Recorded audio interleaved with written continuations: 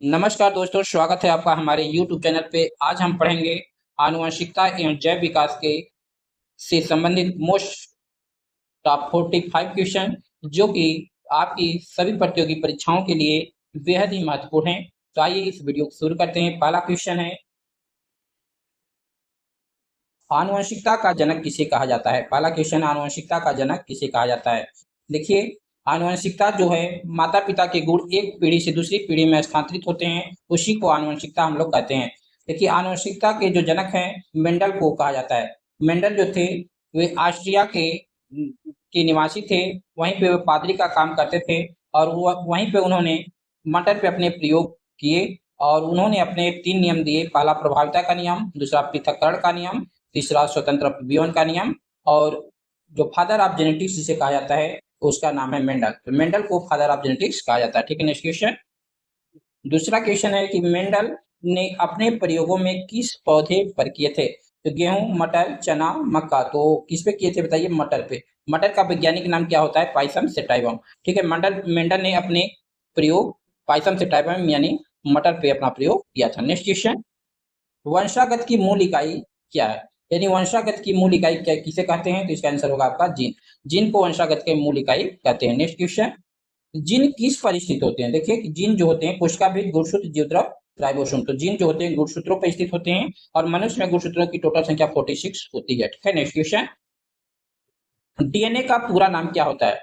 देखिए, जो जेनेटिक्स यानी जो जीन का इकाई है, जो डीएनए के द्वारा ही क्या होते हैं, मतलब कि आपके माता पिता के गुण बच्चों में ट्रांसफर होते हैं। तो डीएनए का पूरा नाम क्या होता है? डीऑक्सी राइबोज न्यूक्लिक एसिड, यानी इसका आंसर होगा ए।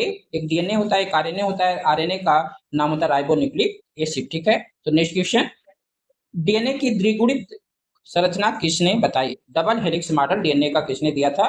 तो वाटसन ने, क्रिक ने डबल हेलिक्स मॉडल दिया था। नेक्स्ट क्वेश्चन, गुणसूत्रों गुणसूत्रों की खोज किसने की थी? देखिए, गुणसूत्र की खोज जो थी वाल्डेयर ने किया था। और मनुष्य में आपको पता है 46 गुणसूत्र होते हैं और जिसमें मतलब कि द्विगुणित जो मतलब गुणसूत्र होते हैं वो कितने होते हैं बताइए? 23 होते हैं, यानी 2n जो होता है वह 23 के बराबर होता है। ठीक है, नेक्स्ट क्वेश्चन, मानव में गुणसूत्र की कुल संख्या कितनी होती है? देखिए, नेक्स्ट क्वेश्चन में आया है मानव में गुणसूत्र की कुल संख्या कितनी होती है, तो इसका आंसर कौन सा होता है? 46 होगा। ठीक है, नेक्स्ट क्वेश्चन, मानव में युग्मकों में गुणसूत्रों की संख्या कितनी होती है? युग्मक में जो गुणसूत्र होते हैं वो कितने होते हैं बताइए? 23 होते हैं। ठीक है, नेक्स्ट क्वेश्चन, नर मानव का लिंग गुणसूत्र कौन सा होता है? देखिए, जो मानव होते हैं, एक नर होता है, एक मादा होता है। नर में जो होता है एक्स वाई गुणसूत्र होते हैं, जबकि मादा में एक्स एक्स गुणसूत्र होते हैं। तो यहाँ पूछा नर मानव का लिंग गुणसूत्र कौन सा है बताइए? तो इसका आंसर होगा बी। ठीक है, एक्स वाई गुणसूत्र। ठीक है, नेक्स्ट क्वेश्चन, मादा मानव का लिंग गुणसूत्र कौन सा होता है? तो इसका कौन सा होगा बताइए? X x. ठीक है, नेक्स्ट क्वेश्चन, लिंग निर्धारण में पिता का योगदान होता है, क्योंकि माता यक्स या वाई देती है, पिता या यक्स या वाई देता है, दोनों केवल यक्स देते हैं, दोनों केवल वाई देते हैं। तो लिंग निर्धारण में पिता का जो योगदान होता है, पिता यक्स या वाई देता है। पिता यक्स भी दे सकता है और वाई भी दे सकता है। तो इसका आंसर होगा बी। ठीक है, नेक्स्ट आंसर क्वेश्चन, एक संकर संकरण में F2 पीढ़ी का अनुपात ठीक क्या होता है? एक संकर संकरण में F2 पीढ़ी का अनुपात क्या था बताइए? 3.3 संबंधे 1 था। इसका आंसर होगा बी। ठीक है, नेक्स्ट क्वेश्चन, द्विसंकर संकरण में F2 पीढ़ी का अनुपात क्या होता है? तो क्या होता है बताइए? द्विसंकर संकरण में F2 पीढ़ी का अनुपात 9 संबंधे 3 संबंधे 3 संबंधे 1। ठीक है, नेक्स्ट क्वेश्चन, प्रभावी लक्षण को अंग्रेजी में क्या कहते हैं? देखिए, एक डोमिनेंट होता है और एक रिसेसिव होता है। जो प्रभावी लक्षण होता है उसे हम इंग्लिश में डोमिनेंट कैरेक्टर कहते हैं। ठीक है, तो इसका आंसर होगा बी। ठीक है, नेक्स्ट क्वेश्चन, अप्रभावी लक्षण को क्या कहते हैं? तो रिसेसिव बोलते हैं। ठीक है, नेक्स्ट क्वेश्चन, टीटी किस प्रकार के जीनोटाइप होते हैं? देखिए, जीनोटाइप दो प्रकार के होते हैं, एक समयुग्मकी और एक विषमयुग्मकी। देखिए, जैसे टी और टी देखिए समान है तो इसे मतलब समयुग्मकी बोलेंगे, अगर इस तरह के तो इसे क्या बोलेंगे? विषमयुग्मी। देखिए, ये लांग पौधे होंगे और ये मिक्स पौधे होंगे ना।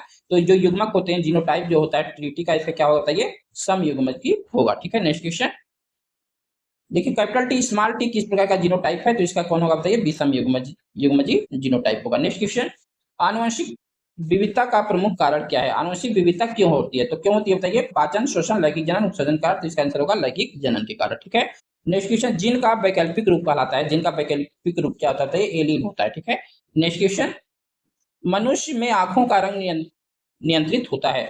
आंखों का रंग किससे नियंत्रित होता है? जीन से। ठीक है, तो इसका आंसर होगा आपका बी। ठीक, नेक्स्ट क्वेश्चन, अर्जित लक्षणों की वंशागत का सिद्धांत किसने दिया था? तो अर्जित लक्षणों की वंशागत का सिद्धांत किसने दिया था? बताइए। Mendel, Lamarck, Darwin, debris. तो इसका आंसर होगा डार्विन। ठीक है, नेक्स्ट क्वेश्चन।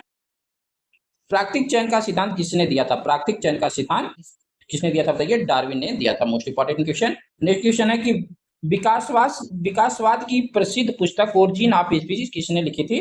तो किसने लिखी थी? बताइए। डार्विन ने लिखी थी। Next question. जीवाश्म क्या है? जीवित जीव, प्राचीन जीवों के अवशेष, बीज, पराकण। तो प्राचीन जीवों के अवशेष। ठीक है, नेक्स्ट क्वेश्चन। जीवाश्म का अध्ययन कहलाता है, यानी जीवाश्म का अध्ययन क्या कहलाता है? जीवाश्म विज्ञान कहलाता है। Next question. आनुवंशिकता और विकास अध्ययन में विकास का अर्थ है आकार बढ़ना, पीढ़ियों में परिवर्तन, भोजन बनना, कोशिका विभाजन। तो इसका आंसर होगा पीढ़ियों में परिवर्तन। ठीक है, नेक्स्ट क्वेश्चन। मानव का निकटतम प्राइमेट संबंधी कौन है? बंदर, चिंपांजी, कुत्ता, बिल्ली। तो इसका आंसर होगा आपका चिंपांजी। ठीक है, नेक्स्ट क्वेश्चन। उत्परिवर्तन का सिद्धांत किसने दिया? उत्परिवर्तन का सिद्धांत यानी किसने दिया था? डिब्रीज, ह्यूगो डिब्रीज ने उत्परिवर्तन का सिद्धांत दिया था। Next question. अचानक होने वाले आनुवंशिक परिवर्तन कहलाते हैं, क्या कहलाते हैं? बताइए। आपका उत्परिवर्तन। ठीक है, म्यूटेशन कहते हैं। ठीक है, नेक्स्ट क्वेश्चन। मानव में रक्त समूहों की खोज किसने की थी? देखिए, मानव में जो रक्त समूह होते 4 होते हैं, ए बी, ए बी और ओ। तो मानव में रक्त समूह की खोज किसने की थी? बताइए। लैंड ने की थी। ठीक है, नेक्स्ट क्वेश्चन। एबीओ रक्त समूह प्रणाली में कुल कितने रक्त समूह होते हैं? तो इसका आंसर होगा आपका 4। ठीक है, नेक्स्ट क्वेश्चन। ओ रक्त समूह को क्या कहा जाता है? ये इंपॉर्टेंट क्वेश्चन है। जो ओ रक्त समूह होते हैं वो क्या होते हैं? सार्वत्रिक दाता होते हैं, सार्वत्रिक ग्राही होते हैं, मिश्रित समूह होता है, कोई नहीं। तो इसका आंसर होता है सार्वत्रिक दाता होते हैं। वो रक्त समूह वाले जो व्यक्ति होते हैं वो किसी को भी रक्त दे सकते हैं। ठीक है, नेक्स्ट क्वेश्चन। एबी रक्त समूह को क्या कहा जाता है? जो एबी रक्त समूह वाले मतलब कि व्यक्ति होते हैं उनको क्या बोलते हैं? बताइए। सार्वत्रिक ग्राही बोलते हैं, या किसी का भी ब्लड क्या कर सकते हैं? ले सकते हैं। तो एबी रक्त समूह के जो व्यक्ति होते हैं किसी का भी रक्त ले सकते हैं। Next question. मानव में लिंग निर्धारण किस प्रकार होता है?